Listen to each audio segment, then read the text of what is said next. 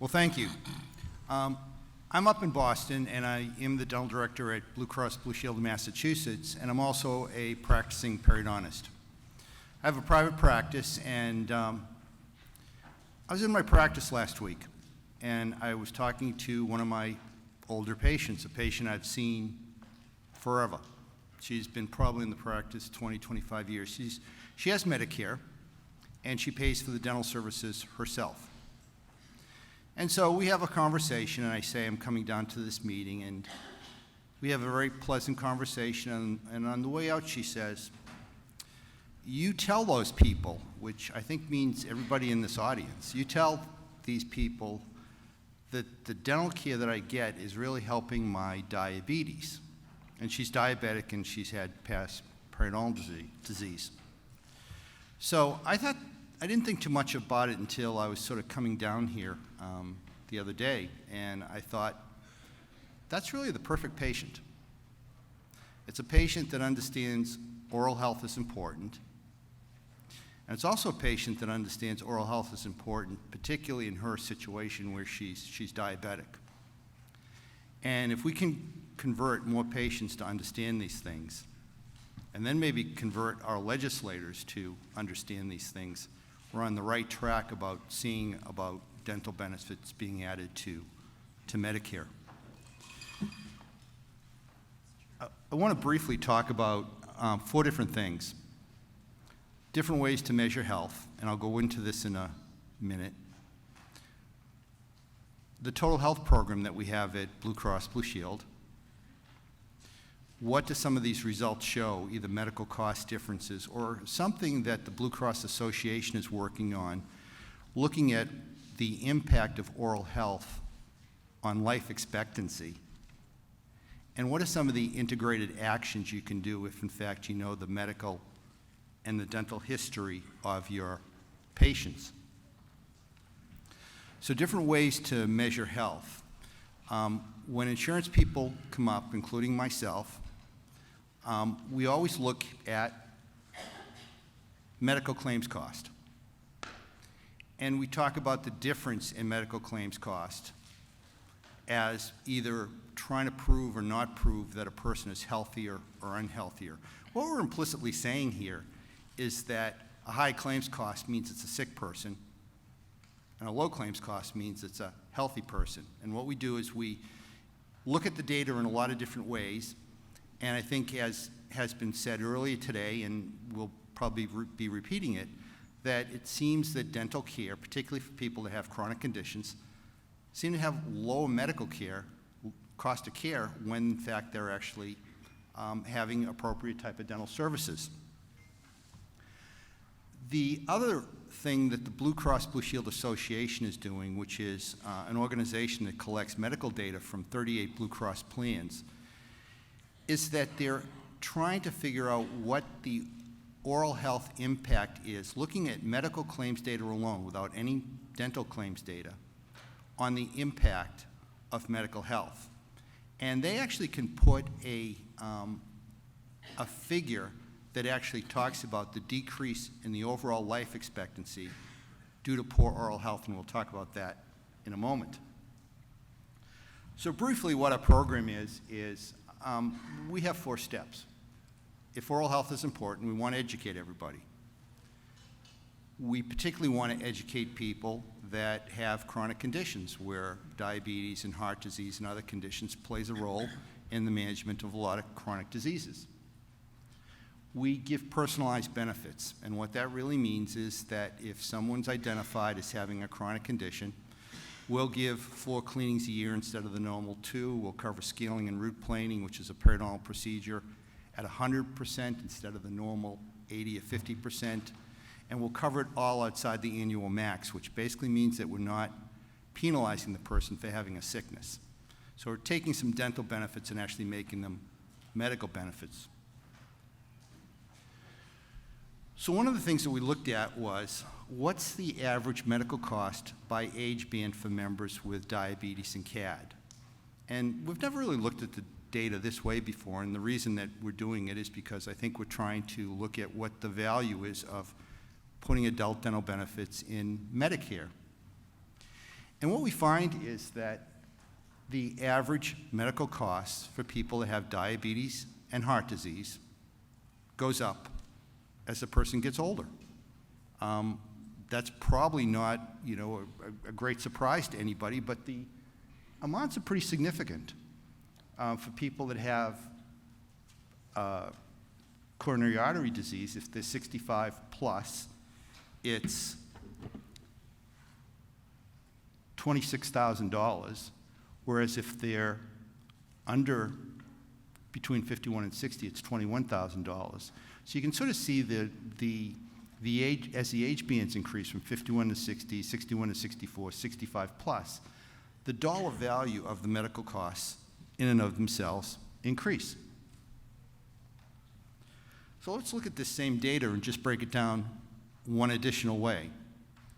We're taking these people in these age groups and we're saying, are you getting dental care or are you not getting dental care?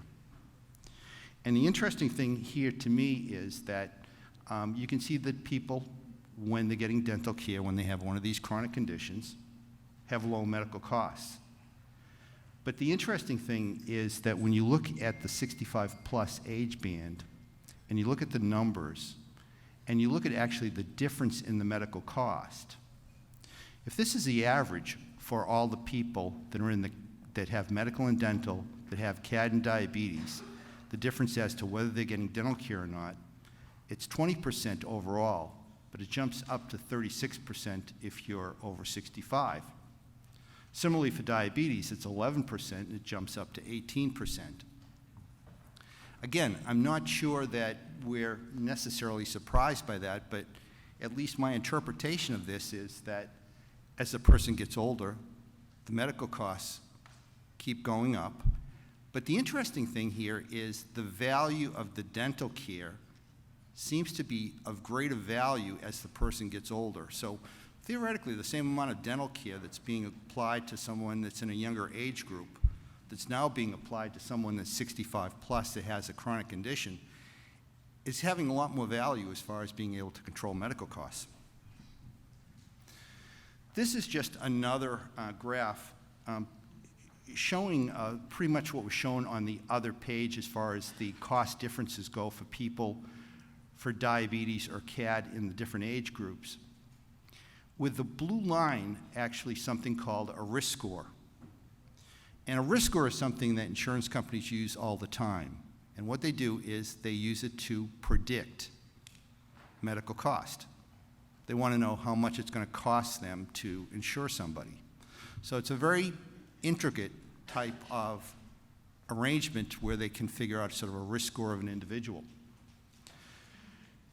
The risk scores in general here seem to underpredict what the differences in the actual medical costs are. There's sort of an aberration here, but for the most part it underpredicts.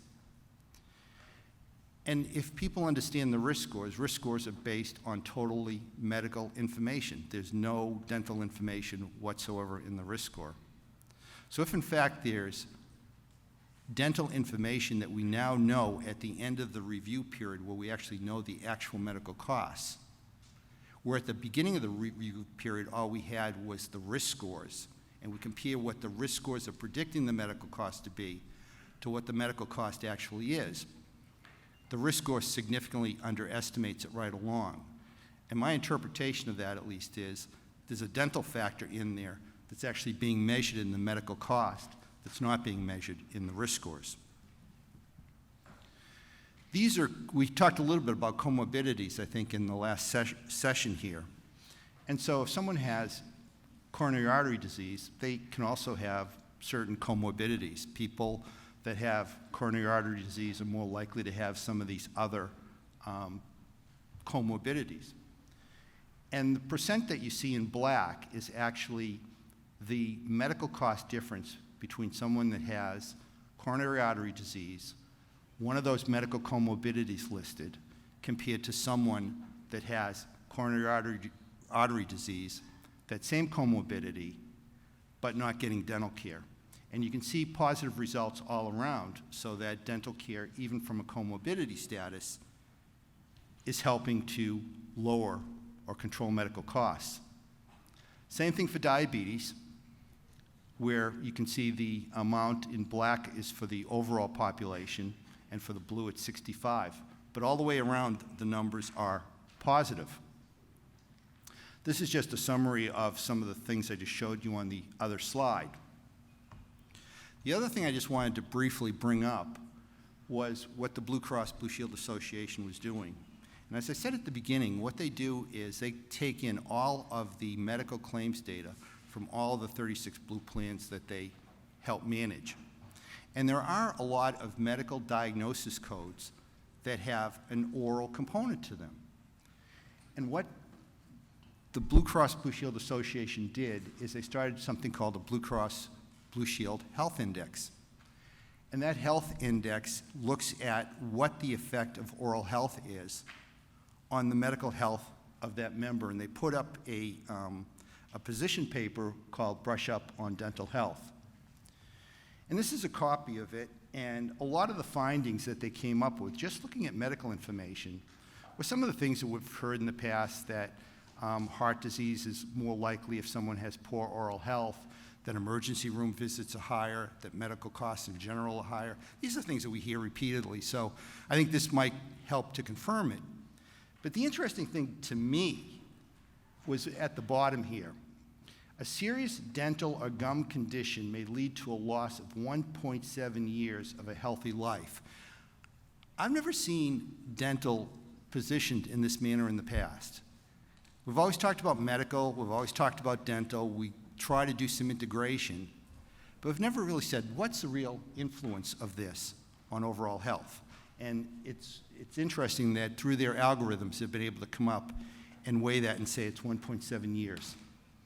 So we talked about having some type of a program of Blue Cross Blue Shield. Well, most of our dental members also have medical with us.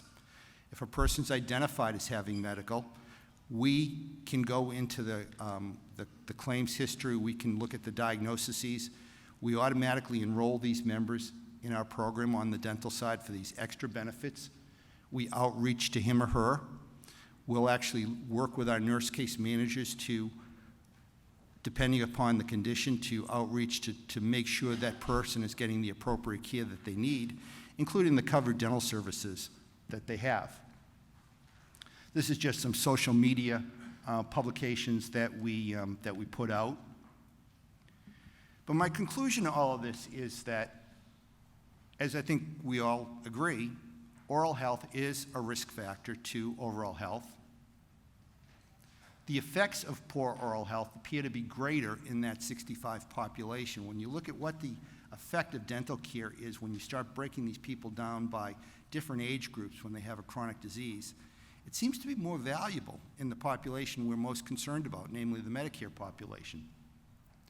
Risk scores generally underpredict the true medical cost differences when dental care is considered. Decreased longevity is associated with poor oral health.